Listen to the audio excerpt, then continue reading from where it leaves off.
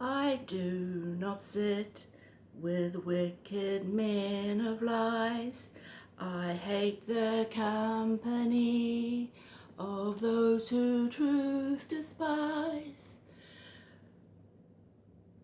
With evil men, take not away my life, my soul with those whose hands are full of bribes and strife.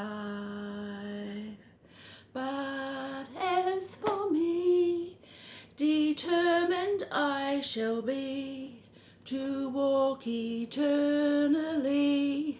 in my integrity. Sorry about that. I thought I'd start off with a little sing-song. Why did I sing that? Well, the words of that song, and please excuse my singing, and I've got a bit of tonsillitis at the moment on this side. It's a bit sore. Anyway, that's my excuses for the bad singing. This song, it just always comes to mind, especially that line, I do not sit with wicked men of lies. I hate the company of those who truth despise. So there clearly it's really saying that, a Christian should not keep company, or would have no desire to keep company with someone who is a liar or who hides what they are. There's actually a Bible verse talking about not sitting with those who hide who they are.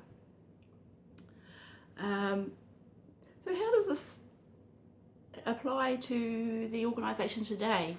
Because in recent years there have been an increasing number of talks given from the platform at assemblies, conventions, and also material in the Watchtower magazines, which talk about the failings in the organisation. They say that people aren't perfect, and you'll get your feelings hurt by a brother, and the elders aren't perfect, and the governing body even admitted back in the February 2017 Watchtower study that they are not inspired and that they make mistakes.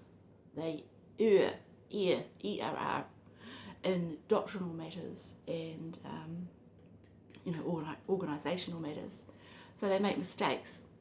But increasingly we hear that it's vital that witnesses stick with the organisation, with Jehovah's organisation, despite all these problems and the errors and failures of the organisation.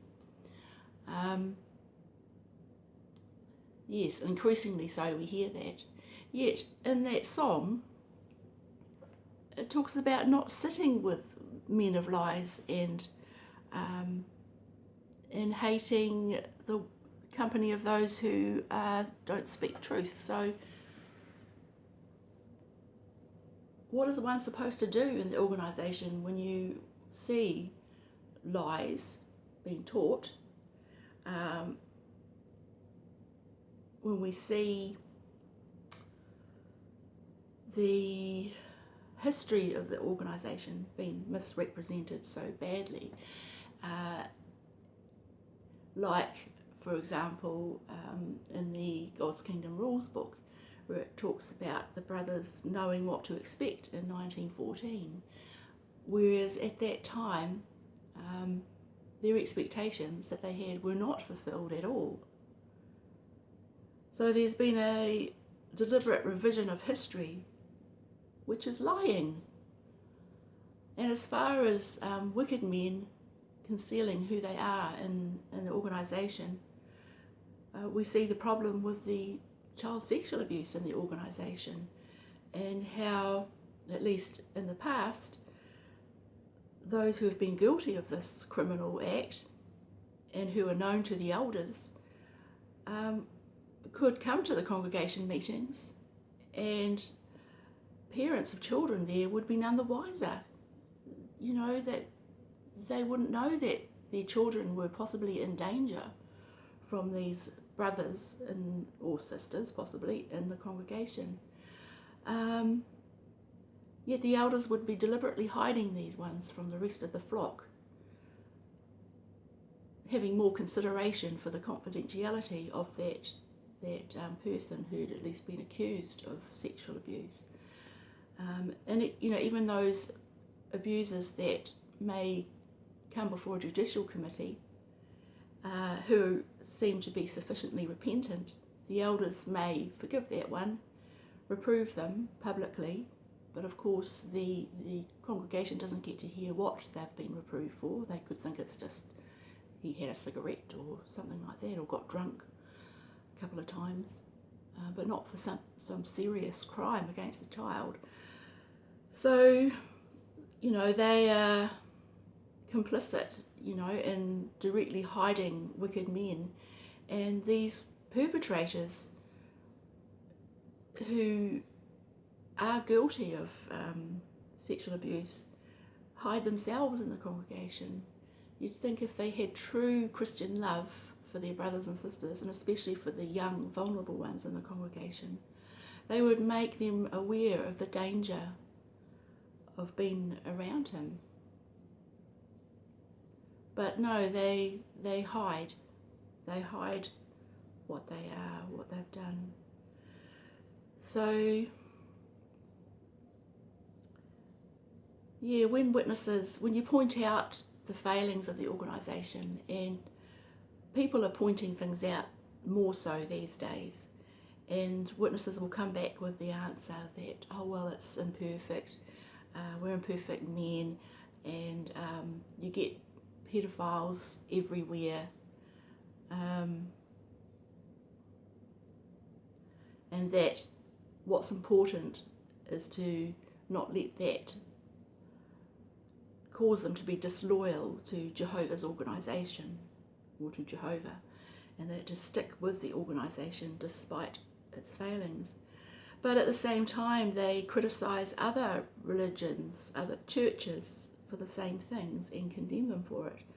I mean, what's to stop someone in another religion who's also been taught that their religion is the truth, and their leaders make truth claims and say that they are the only channel, when they have bad things happen? What's to stop those people from saying, well, it's the most important thing is to stick with God's channel of truth here, and we're imperfect, the priests aren't perfect, and none of us are perfect, and so we've just got to overlook these things and God will fix it in due time, which is what the witnesses say. So they're really no different to the other churches that have these problems within them, except I'm not aware of so many churches that go around condemning other churches to the extent that witnesses do. I mean, they don't do it to their face, but it's certainly all through the literature how the only way to find favour with God is to leave, abandon, get out of Babylon the Great, the harlot, the disgusting woman, the cup full of disgusting things, and she's drunk on the back of the beast. They've got to get out of that and come over to Jehovah's organisation, in other words, the Jehovah's Witnesses. Anyway, I think that's about all I wanted to say about that. So I wonder if that song is still in the songbook. In this songbook with the questionable back cover, it's song number 29, Walking in Integrity. So if anyone knows whether it's still in the songbook, let me know. Bye.